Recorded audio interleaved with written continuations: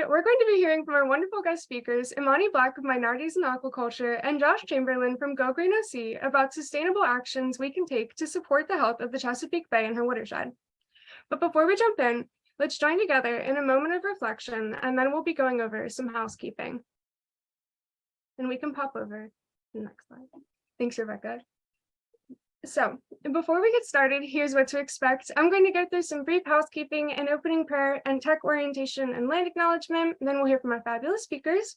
We'll provide time for questions and answers, and then we'll wrap up with a closing reflection for all those who wish to join. Now let's join together in an opening prayer from the Catholic tradition. Please feel free to follow along aloud or silently. Rivers do not drink their own water. Trees do not eat their own fruit. The sun does not shine on itself, and flowers do not spread their fragrance for themselves. Living for others is a rule of nature. We are born to help each other, no matter how difficult it is. Life is good when you are happy, but much better when others are happy because of you. In the words of Pope Francis. Thank you for joining me in our opening prayer. Now we're going to go over some housekeeping. First of all, this event is being held through the One Water Partnership, ICPC's flagship program building hubs of faithful green leaders across the Chesapeake watershed. Many of you may already be familiar with the One Water Partnership, as I see some faces from our partner pledge congregations who have committed to faithful stewardship of the Chesapeake Bay here today. If your congregation is not already a partner pledge congregation, you can go ahead and check out the pledge and our partner congregations at the link Bonnie is sending in the chat. Bonnie's IPC's fabulous interim One Water Partnership Director and here with us tonight, along with IPC staff members Sarah, Taylor, and Rebecca, who I'm sure are familiar faces to some of you as well.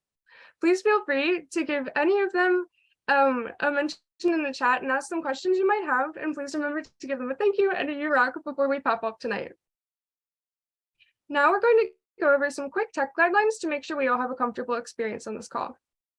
We're going to please keep ourselves muted while our speakers are presenting, and you can find the mute button in the left-hand corner of your screen as well. It looks like a little microphone. If you have any questions, please don't hesitate to pop them in the chat. After Imani and Josh are finished presenting, we'll have a healthy chunk of time to answer your questions. And please do know this session is being recorded. Again, if you would not like to be recorded, you can find the option to turn off your video in the bottom left-hand corner of your screen. And now, before we get into the program, let's please take a moment to acknowledge the native lands on which we live. Today, we wish to hold space for reflection on and gratitude for the land upon which we live and the local waters that support and nourish us all. We recognize that this land and these waters were stewarded by many who came before. For tens of thousands of years, Algonquin-speaking cousins called the shores of the Chesapeake home. Although we have lost many names, we ask you to honor them for their stewardship of these ancient lands and waters. Our hearts are full of hope as we come together with honor for all of life. Thank you all so much for joining me in acknowledging these sacred lands and waters and the native people that steward them. Now, please join me in welcoming Imani Black. Imani is an intergenerational African-American oyster farmer from Maryland's Eastern Shore and founder of Minorities in Aquaculture. Through this work, Imani hopes to bridge gaps between minority women and sustainable seafood by providing support for women of color throughout their education and beyond. Without further ado, here's Imani. Thank you so much, Molly, and hi, everybody.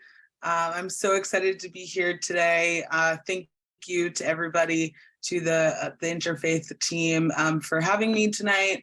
I'm just going to go through a little bit of what Molly went over about my background, but then a little bit about my work as well. So I'm going to share my screen here, and then I'm going to slideshow.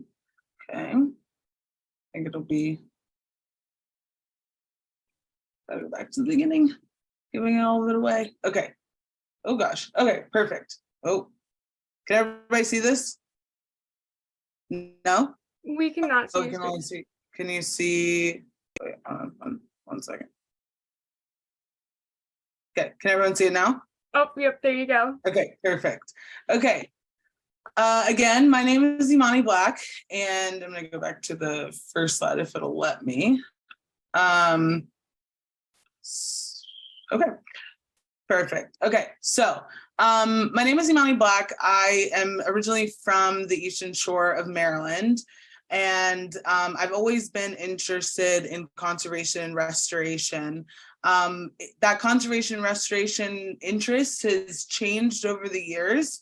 Now I'm a master's student at University of Maryland's Horn Point in Cambridge, Maryland. And I'm more interested now in the conservation and restoration of our ecological history and our anthropology of our coastal communities. So this first slide, we all know that the Chesapeake Bay has very unique history when it comes to our seafood and fishery sector.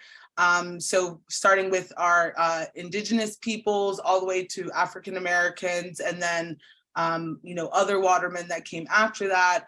We were very involved, as we all know, in many different sectors: oysters, crabs, rockfish, herring, it goes on and goes on. My interest, though, is looking specifically at the African-American history that's on the Chesapeake Bay, which is really great for this month, Black History Month. It's really important to me not only to uplift and highlight the African Americans that lived on the Chesapeake Bay, but I truly believe that we can't fully appreciate the Chesapeake Bay's history without the full story of it all. And so, there are many different accounts that aren't properly recorded and haven't been properly recorded over the last few decades when it comes to African Americans on the Chesapeake Bay. But there are a lot of influential African Americans that have come through that time that have really changed the game when it comes to commercial fisheries on the Chesapeake. Right now we only have 9 active Black captains, and they're all charter boat captains that are active on the Chesapeake Bay. Youngest is 63, oldest is 84. And there are no younger generations coming behind them to take over those roles. So with that history, it also comes women of color, which is a demographic that I sit in. And so historically as well, women of color, African-American women and Hispanic women have also been a part of this evolving change of Chesapeake Bay fisheries. And not a lot of data or documentation is really accurately represented for them in traditional commercial fisheries and also in aquaculture as well, which is what I'll get to in a little bit. So just moving forward to my work now, like Molly said in the beginning, I'm an oyster farmer on the Chesapeake Bay. I've been in oyster farming for about 6 years now. And so from 2018 to 2020, I was running the first privately owned shellfish hatchery in the state of Maryland, Hooper's Island Oyster Company, for about 2.5 years. So really going through the oyster farming process from hatchery, nursery to farm, really creating kind of that community connection to our seafood that is coming through the Chesapeake Bay and keeping it in the Chesapeake Bay. About 64% of our seafood is imported into the United States. And so with that, we can start supporting our local seafood entities, local watermen, local oyster farmers, local, seafood bars that do source from local farmers and local watermen. That's a way that we can continuously keep that Chesapeake Bay tradition alive, even though it's continuously moving. So because I was, in the aquaculture industry and was moving towards, 2020, I really started to see a lack of diversity in a lot of my spaces. And so in May of 2020, I decided to start my own nonprofit called Minorities in Aquaculture, which then in July of that year became an official 501c3, to really create a diverse and inclusive space in the aquaculture industry. So again, going back to that history of my belief of understanding the entire picture, even though Minorities in Aquaculture is about diversity, equity, and inclusion, it's not the only pillar that we stand on. So yes, I am connecting with other women of color in my demographic, so minority women, giving them career opportunities, network, a safe space to kind of decompress and really figure out what they want to do in the aquaculture industry, whether that's oysters, finfish, coral, kelp, administrative things. We're really trying to give them a view and also a support system so that they can continue their work in whatever sector that they want to. But when it comes to aquaculture is becoming the only sustainable source of sustainable protein. Working with the wild fisheries and also with aquaculture, that's ways that we can have sustainable seafood, in the United States, produced by the United States, eaten by United States citizens, and then, kind of upping and increasing the economy from there. We probably spend close to $2 billion a year on importing our seafood. And so imagine if that money was in the United States supporting our own watermen and our own oyster farmers. So in just kind of a lieu of that, we're only 2 years old. We'll be 3 this year. And so we're really starting to, get a lot of momentum in creating this safe space and community knowledge and just opportunities for not only women of color, but for people to understand how to make more sustainable seafood choices. So right now we have over 120 women of color that are a part of our network that we engage with, that we mentor, that we give opportunities to, we give funding for in our mini grant programs. We've raised over $52,000 for our internship program. So we have a summer internship program, like I was saying, where it's completely fully funded. So stipend, housing, transportation, we connect them with other aquaculture companies, farmers, whichever kind of sector that they want to be able to just create their own career development without any barriers that women of color usually face. And so, we have about 15 active partners that we're connecting with, and we have 2 really exciting programs that I can't wait to tell you about. But one way that we've sort of changed the way that we want people to connect with minorities in aquaculture is we've changed our kind of speech of donor to champion. So for me, somebody who is a champion of somebody is someone who uplifts them, who's someone who highlights them, who's someone who supports them in all different areas. So really becoming a champion of minorities in aquaculture goes beyond donations and contributions. It really goes into the advocacy work that you can help us build, the education of our organization and our efforts, but then also the support of our members and our efforts, and also the different ways that we want to grow in the years to come. So our 2 exciting programs that I want to touch on are, again, our internship program. So this past summer in 2022 was our first ever internship program that we launched. We had 5 women of color that we fully funded, all up and down the East Coast. So Maine, South Carolina, North Carolina, Louisiana.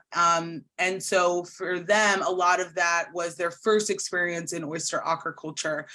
Again, making more sustainable choices, you have to be educated about how to make more sustainable choices. And so we gave these 5 young ladies that opportunity to work on farms, understand the process, so that as they go through their career, finishing out college, master's degrees, or their PhDs, they have a full understanding of what they want to do and how they want to best contribute into aquaculture. The next great program that we have is called Minorities on Course. So going back to what I was saying about only having 9 active Black captains on the Chesapeake Bay, this program is readily and striving to really, enhance that number.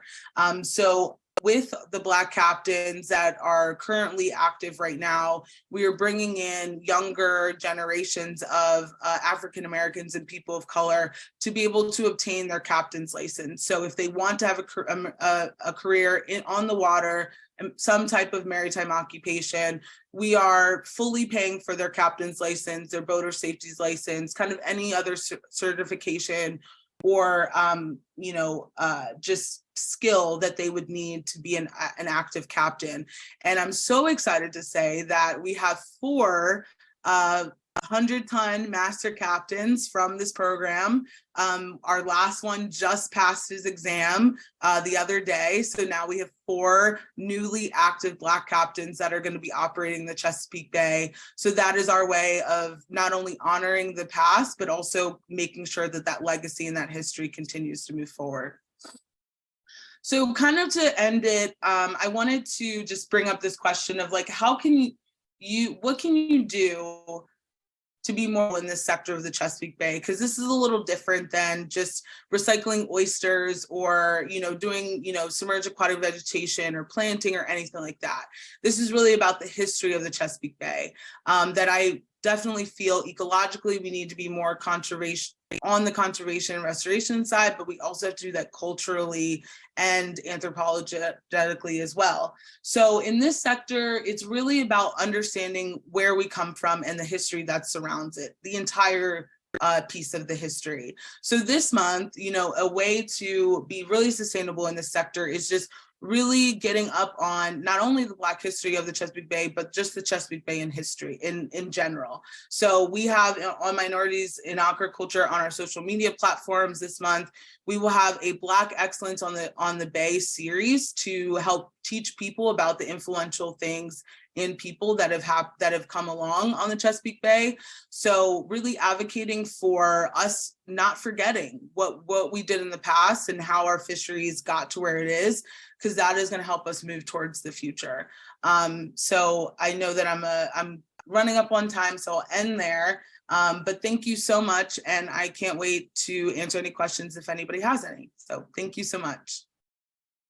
Hey, Imani, thank you so much. I personally didn't realize the absolute breadth of your work. It's fantastic that you're able to connect women of color in the aquaculture industry to all of these resources. And I didn't realize there are only 9 Black captains on the Bay. So thank you for all of the work that you're doing. So I think we can switch our screen shares. And in just a moment, we're going to be hearing from Josh Chamberlain from Go Green OC. Josh is the founder of Go Green OC, an environmental nonprofit dedicated to transforming Ocean City, Maryland into the first zero-waste resort town in the United States. Under Josh's leadership, the organization has achieved numerous victories in the fight for a cleaner, healthier planet, including the launch of a citywide compost program with the food diversion rate of nearly 400,000 pounds total. Josh, take it away. Well, thank you so much. And great presentation, Imani.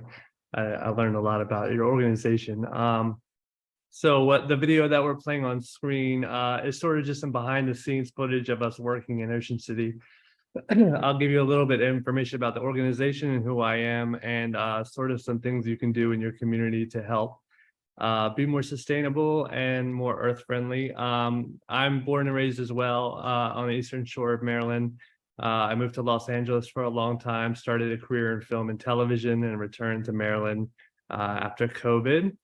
I was inspired to start this organization because there are a lot of really amazing organizations on the Eastern Shore that focus on the environment, but none specifically that focus on composting and recycling and zero waste.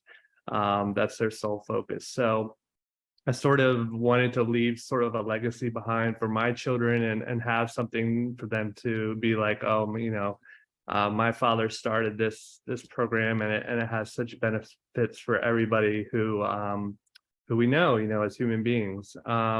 And I go by the motto, when you know better, do better. And I think that, Ocean City in particular uses an incinerator to burn a lot of their waste. So there's other ways of going about it. So we started investigating and found out that the number one thing to do would be to start a citywide compost program, which is actually a large and complicated task. So our organization began fundraising in 2018. So we're going into our 5th year right now. Our first year, we diverted 2,000 pounds. Our following year, we diverted like 12,000 pounds. The year after that, we did about 80,000 pounds. Last year, we did 225,000 pounds. And this year, we're going for somewhere between 500,000 and 1 million pounds.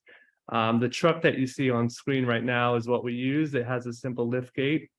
And we simply visit all the restaurants on our program. Right now, there's 12. We hope to have over 25 this year. Mother's Cantina being one of them. And we go by and we just literally swap these compostable cans out and replace them with clean ones. We collect data using the scale that you see on screen. So we know exactly how many pounds every single restaurant is diverting on a daily basis. And then we record that in a spreadsheet. So we know that, for example, the Bayside Skillet diverted over 75,000 pounds of just orange peels. And you can see those on the screen as well. So something really shocking. And with that data, we were able to tell the city, like, look, we can divert one 8-yard dumpster, which you see in the background right there, per week. And then over the course of an entire year last year, we stopped 5 tractor trailers from driving to the incinerator. So our data is more of our weapon to use to encourage the city to go on a more sustainable route, and it's working. So this year, like I said, we are diverting, moving from 12 restaurants north of 20. Last year, we diverted enough food waste that is equivalent to planting over 18,000 trees. We stopped over 3,000 plastic bags from being used because we use biodegradable bags rather than plastic. We also started a pizza box collection point. So as you might know, pizza boxes are not recyclable, but they are compostable. So we collected over 100 pizza boxes, and we plan on opening a new pizza box collection receptacle in Ocean City this year as well. So we'll have 2. We've also partnered with Salisbury University, and we are actually becoming one of their curriculum classes, and they are studying our compost program and learning and evaluating our data and helping us with it. And they're also assisting us in building more pizza box receptacles, which is exciting. We take the food waste to our farm, which you see on screen right now. And it's in Bishopville, which is 4 miles from the island, so not a lot of traveling. And we dump the food waste into a pile, and we cover it with wood chips, and we treat it and do everything on the farm with our volunteers. We have a consistent 10 volunteers that work with us, and hopefully this year we're planning to double that amount to 20. So the entire program, except for one person, is volunteer based. And I think that what makes people move and take action is being able to see their impact on the environment, rather than them getting an email and saying, hey, you're doing great, we moved a certain amount of waste. For someone to stand onto a pile of food waste of 85,000 pounds or 50,000 pounds and be able to compare that to how much carbon we're taking out of the atmosphere is really exciting for them. And that's why I think we were able to sustain the amount of volunteers we have.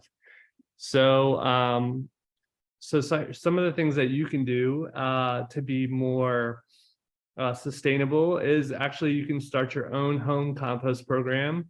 With a simple, YouTube search, you can find easy ways to go about creating a compost bin. You can compost things like fruit rinds, coffee grinds, toilet paper rolls, shredded paper, shredded cardboard, bread. The only things you can't compost is things like cheese, bones, meat, oily and dairy things, and pet waste.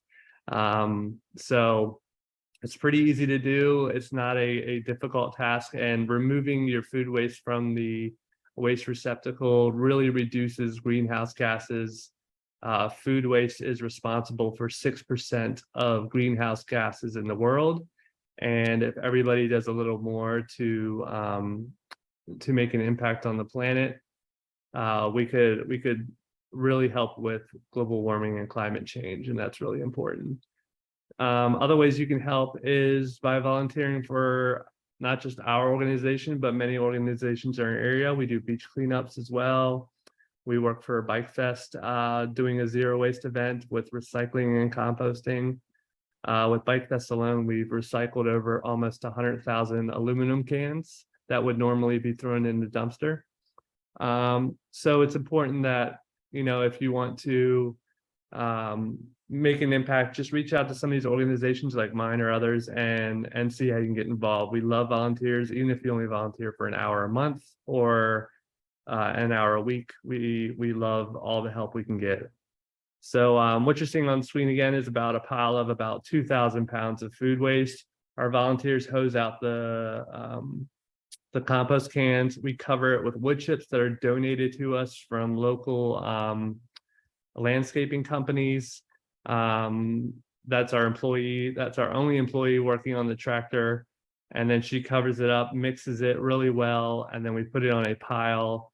We hose it down, and then we let it sit for 3 months, and it turns into healthy compost soil. And for the first time in 5 years, we will actually be selling compost this year. And it's something that's never been done before in Worcester County. In fact, we're actually writing laws right now with legislation to make composting a viable choice because no one's ever done this before. We're leaders in this space. Last week, we attended the world's largest compost convention. So we learned a lot about from other composters, and we learned about equipment and networking and chemicals and just the whole process in itself. So we've been educating ourselves a lot about composting. So I think that's all I had to say. I hope you guys learned a lot. If you have any questions at all, you know, we're sure we're going to answer them right now, but you can always reach out to me on social media and things like that. Yeah, Josh, thank you so much. It's absolutely incredible how much food waste you've been able to divert. And I can't imagine working with just 12 restaurants, how like much potential food waste there is to divert in Ocean City and then across the bay. So I think what we're going to do right now is we're going to stop screen sharing and we're going to move into Q&A. So there are a couple different ways you guys can ask questions. So what we can do is pop the questions into the chat, and then we'll go ahead and ask our speakers for you. Or you can please go ahead and feel free to use the raise hand feature, and then one of the IPC staff members will call on you and you can go ahead and ask your question.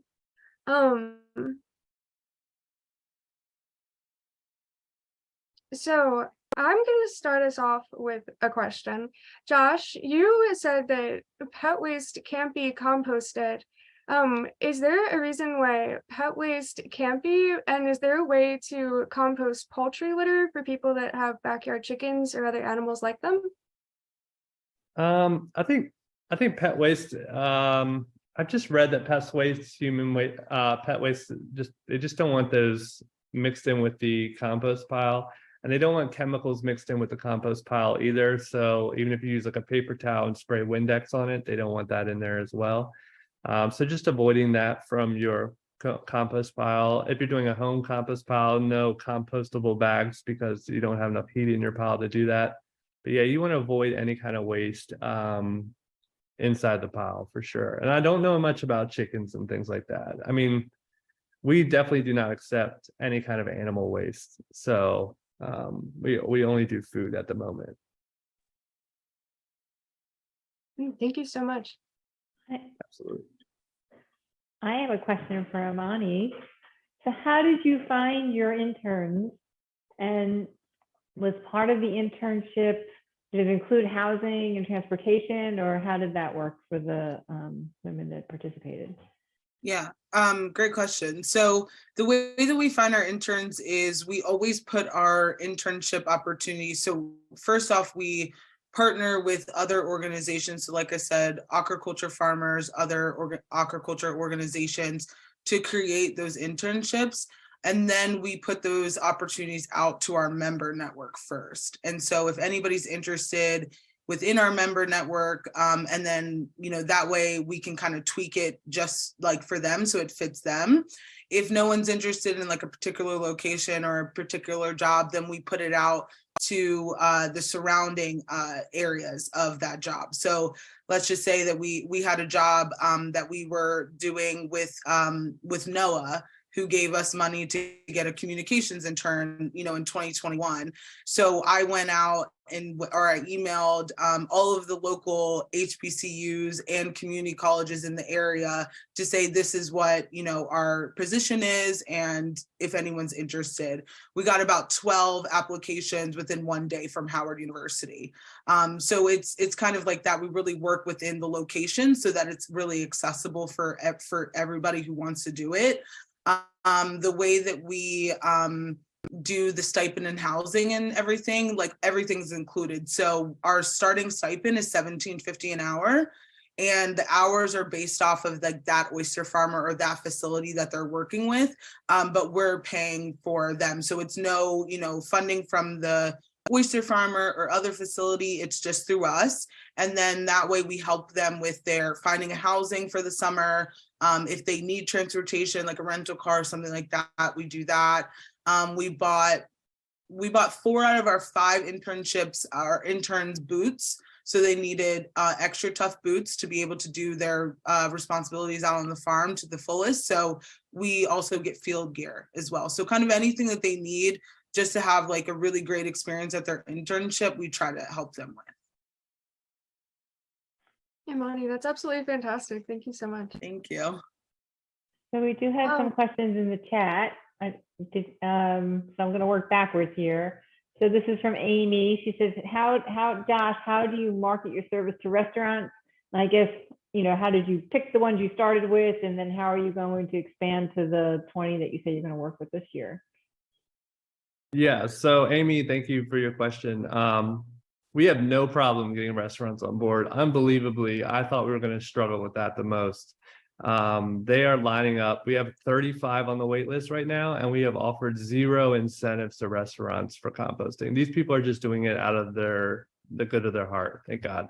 So the way we market is our social media is really doing well. I'm in marketing, so I understand social media, and we really push restaurants on our social media feed and like always encourage patrons to visit them. We highlight them constantly and talk about how well they do for us and what they're doing for the community. And I think they see that. We're trying to create a behavioral shift. And in doing so, we're trying to make composting the cool kid in the club. And then like everyone who's not doing it, we're trying to shift them into our little world. So I think that's what's attracting people. We offer them, a video to give to their employees in 10 different languages. So we make it easy on them. We buy them the food line, the compostable bags so that they don't have to have an expense on that side. We give them a training poster with QR codes that direct them to other training videos and things like that. So we make it easy for them. Making it easy is very key. And also, a lot of these restaurants like composting because it saves them a lot of time. Like, for example, Mother's Cantina likes composting because their dumpster is about a half a block away. So it's easier for their employees to dump all the food waste in our cans, which is right behind their doors. Rather than walk heavy food waste trash bags a half a block. And the waitresses and waiters have said that to us. And that goes for a lot of restaurants in Ocean City as well. So getting restaurants on board is not an issue at the least. Now, supporting all those restaurants in from our foundation and logistics is very difficult. So the problem is we can't take on too much because we'll fail. And we don't want to take on too little because we really want to make an impact. So we have to find that balance between the two. And the services that we provide are absolutely free. So the city pays us per ton to remove the waste from the island. Great. I have one more question for you, and then I have one for Imani. So you mentioned the bags, and there was a question here, and they just wanted you to clarify. I think what you said was you can't use compostable bags for home compost because it doesn't get hot enough, because we saw the bags. You are using bags at your restaurant locations. Correct. So if you see the piles behind me, the taller your food waste pile is, the hotter it is. So when you throw a bag into that pile, it'll melt within 2 weeks. And your home compost pile, unless you have a large pile, which I doubt most people do, it doesn't generate the heat it needs to disintegrate those compostable bags. So that's why we say that. Great, thanks. Yeah. This is for Imani. This is from Jean. She says, she asks, what attracts interns to want to be in aquaculture? Can it provide a good living for them? Yeah, no, that's a really great question.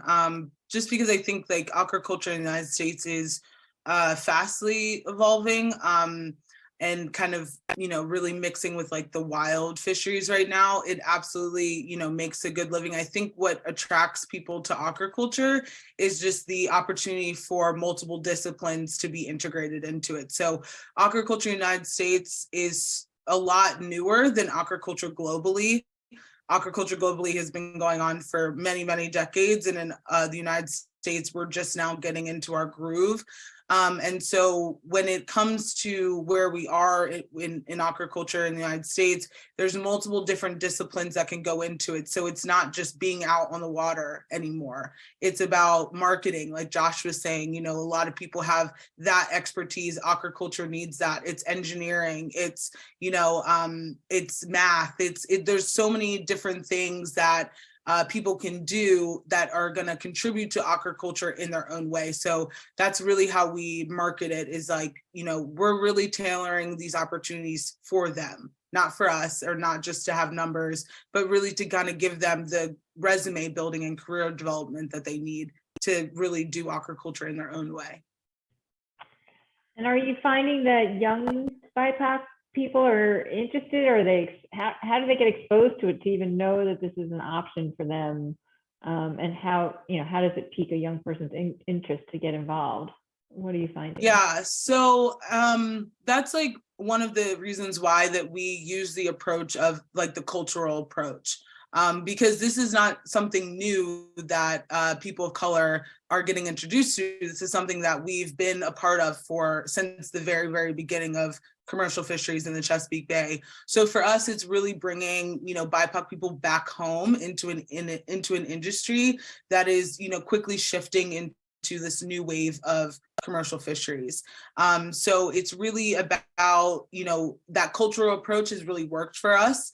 Because, when we look at the nuances of active minority engagement, it's not just about providing opportunities, it's about providing exposure. Again, like Josh was saying, you don't know how to do better unless you have learned how to do better. And so for us, it's teaching them how to make more sustainable choices and seeing it in their everyday life instead of like sparking it and then they live in an inner city, don't live around water, and they can't see the connection.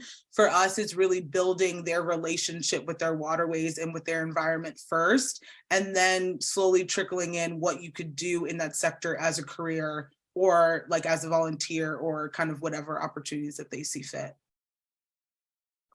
Wow, great. Thanks so much. I have two questions here in the chat for Josh. I noticed this too. So there was the Sierra Club was on one of the trash cans or something. So what is your relationship with them and how did they get involved? That's the first question. And then Jean asks, Howard County has a composting. Their facility measures temperature and each big compost area has a drainage system. It is much more complicated than wood chips mixed into food waste. How does your system work? So the first question is about Sierra Club, and then maybe you can tell us the differences between how your system works and how Howard County is doing. Yeah, thank you for your questions. Relationship with Sierra Club, we partnered with them last year. Excellent group if you are looking for a group to join, Lower Eastern Shore group of the area, and they donated to us $1,000. With that money, we bought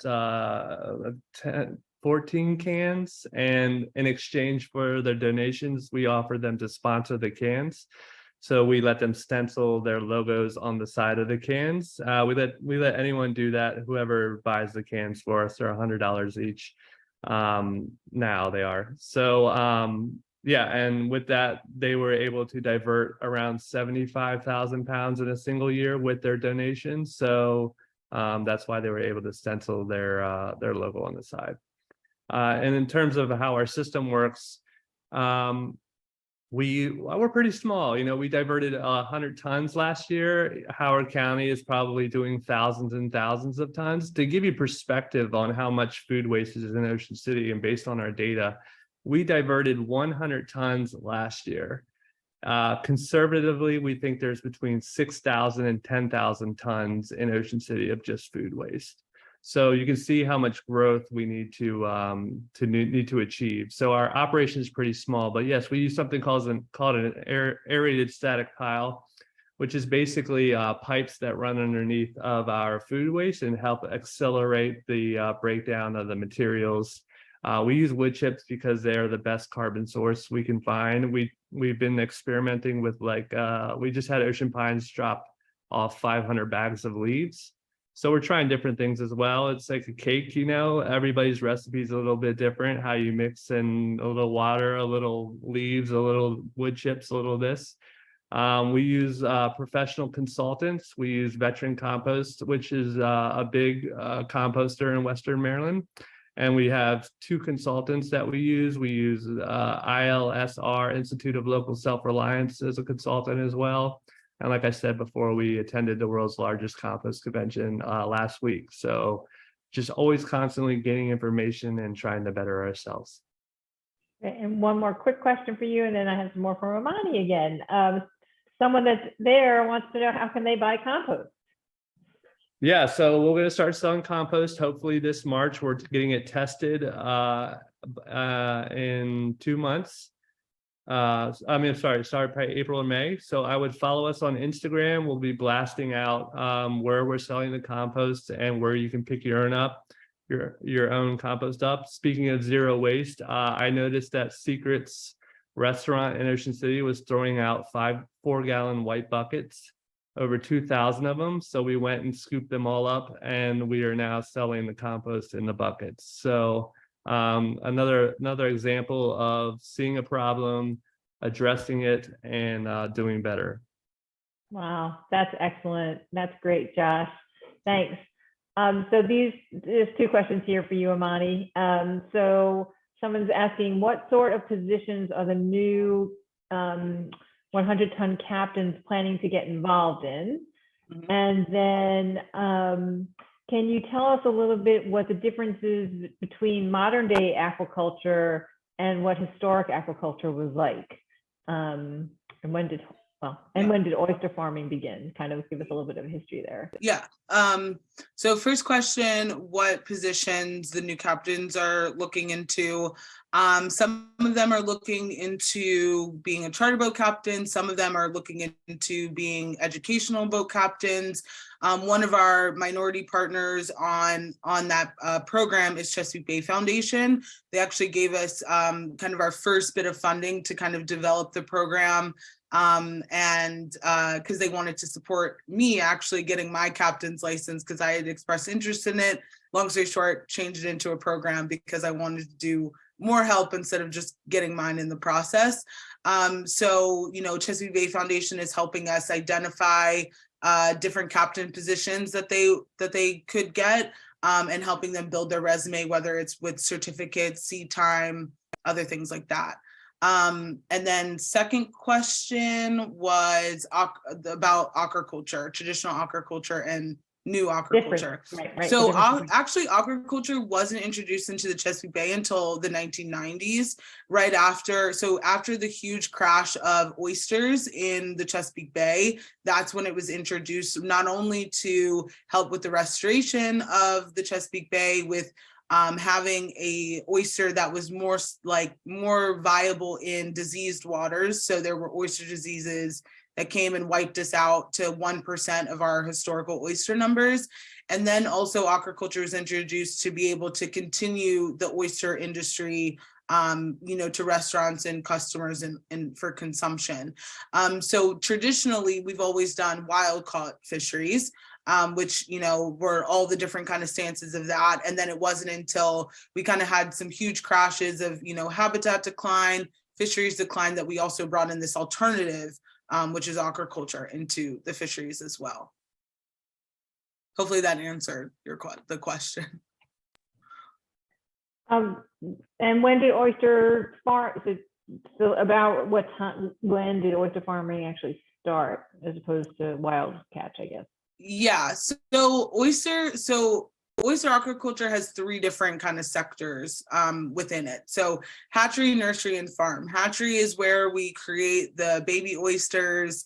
They're free swimming, we're feeding them. It's more of like lab-based, where we're creating the environment that they would see out into the Chesapeake Bay. So we're creating the microalgae that they would normally eat in the Chesapeake Bay. We're keeping the water really clean. We're making sure that their environment is super clean so that they have the best possible life to get to larval maturity. Once they want to set on a hard substrate for the rest of their life, then we go in with something called culch, which is just finely ground up oyster shells. It looks like a big rock to a little baby oyster. And then that's how you get individual oysters for like half shell market, things like that. For restoration, what you would do is take old oyster shells, sprinkle those babies on those old oyster shells, and then that creates a starter reef that you then put out onto bigger reefs. And then that cycle just keeps going on because they naturally do their thing. So it's kind of been with oyster aquaculture, it kind of starts wherever system you're in. So farms are all year round because oyster consumption never stops. So even in the winter time, oyster hatcheries start in January and end probably in September or so when water starts to get a little colder. So we don't want to deal with baby oysters in the wintertime because they are sessile creatures, so they kind of get dormant in the wintertime, and then when springtime comes back up and food is more available, then they start to get really fat so that they can reproduce. With baby oysters, they're more susceptible to colder temperatures. So we want to get as many babies out of kind of the nursery, the hatchery and nursery stages, and then keep them dormant. And then so that we're only focused on the adult oysters in the wintertime for like shucked pints, market, things like that, because they're a little bit more hardier and can take temperature change. Great. Wow. You're so knowledgeable. This is so interesting. Such a treat for us. Can I ask a follow-up question on the oysters, Yes, please? So I'm so curious because I've heard before the difference between like oysters that come from aquaculture and then wild caught oysters can be taste. Can you like tell us a little bit about like just kind of that thought? Yeah, so there's a lot of misconceptions and myths about aquaculture. And it's something that, you know, Minorities in Aquaculture and a lot of other organizations within aquaculture are trying to debunk. And one of the things is, you know, farmed versus wild oysters. There is definitely a size difference, but the size difference comes in for like wild oysters, it takes them about 3 years to be fully mature. In farm raised, it takes them about 18 months to be fully mature. So we're consistently putting out oysters into the water. An oyster farmer annually put out 2 million individual oysters onto his farm, whether they stay there for, you know, weeks or a day or whatever or not. One oyster can filter 50 gallons of water a day. So even them being in the water for a certain amount of time is really good for the environment. When it comes to taste, I don't think that they taste any different because I think that oysters get their taste from their natural environment. So all of the different notes, briny, salty, more, you know, what people say like marshy, you know, kind of like that. It comes from the environment in which they're grown in. So if you have a hatchery that has baby oysters, we give them to a farmer in another part of the Chesapeake Bay. Once that oyster gets to the other farm, then they will be starting to get those notes of that environment within the first week. So you can taste the change based off the shifting of environments. That's really cool. Someone said I need a Netflix documentary. Yes, you see the chat? That's Josh. He said you need to get a Netflix Oh, Josh, thank documentary. you. Yes. So, and I feel like maybe next year we need to have like an oyster tasting event, or something like that. We'll have a congregation host an oyster tasting or something like that. That would be cool. Yeah. And yeah, Linda said I describe oysters like people describe wine because it's exactly like that. The different notes and different things like that. That's why oyster farmers, when they say, oh, we have like a Chesapeake oyster that's more salty, or like Chincoteague salts. They're named because they're very, very salty. They're known for their salt content. That can only be done down in Chincoteague, and people know the distinct taste of Chincoteague. Chincoteague oysters, Chincoteague Bay, like all of those waters, all that environment goes right into that oyster. So that's why people like certain types of oysters, because they like the certain taste of different environments. Great, thanks. So Liz Parker is asking, and I'm curious because we have a test pilot program at my own congregation in Howard County.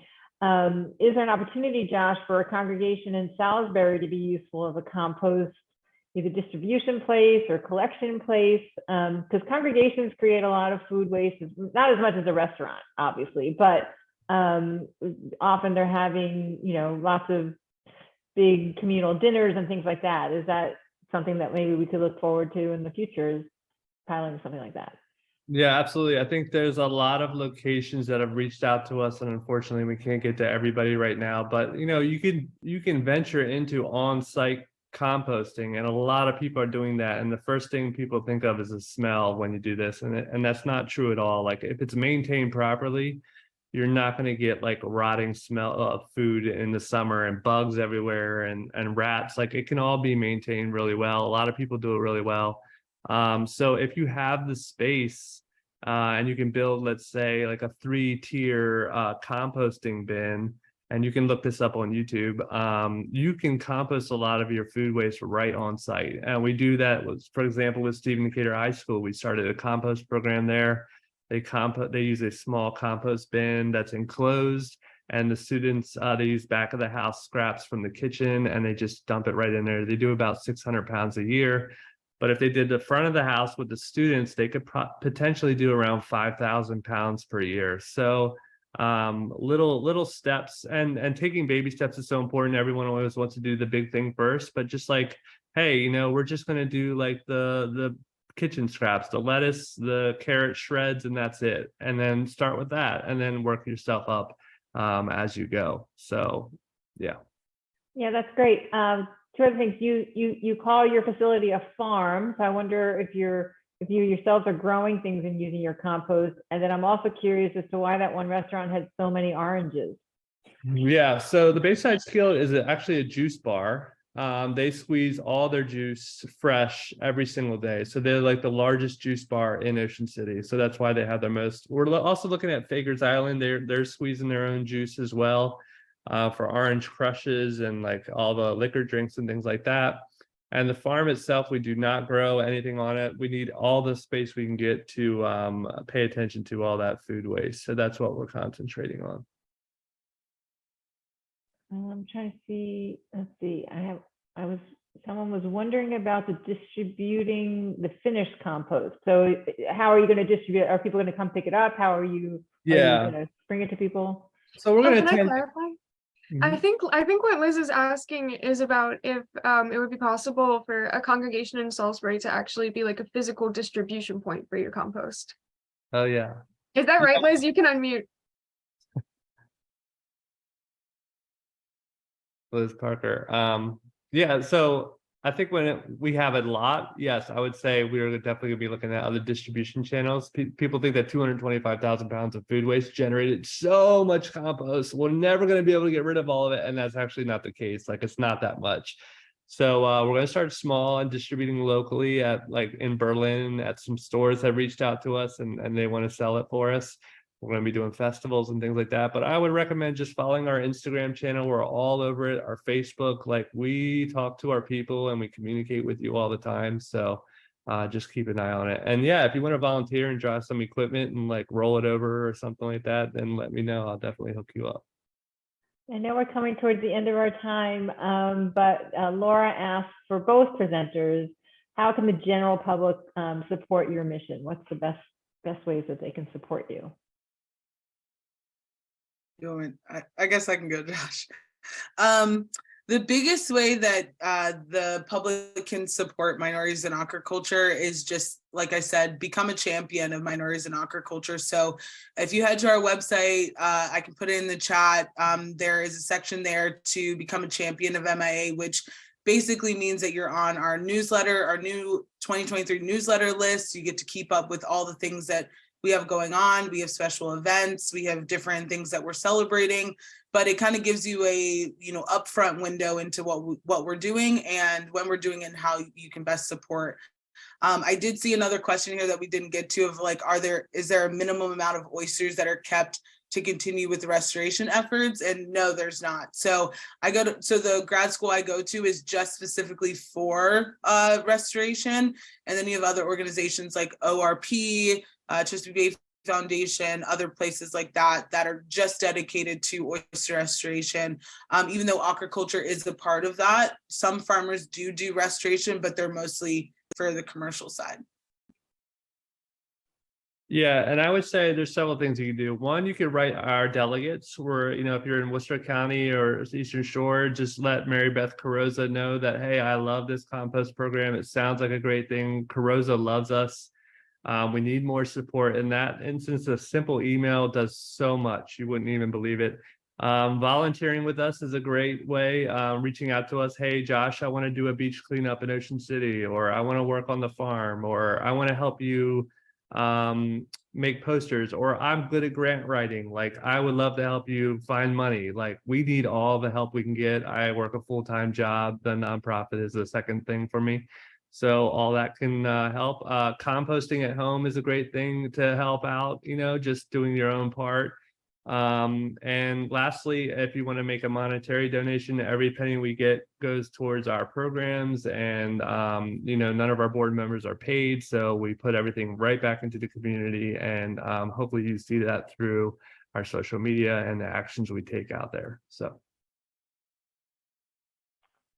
Great, thank you so much. Molly, you want to take us out? Yeah, wonderful. Thank you all so much. So we're going to wrap up with a closing reflection.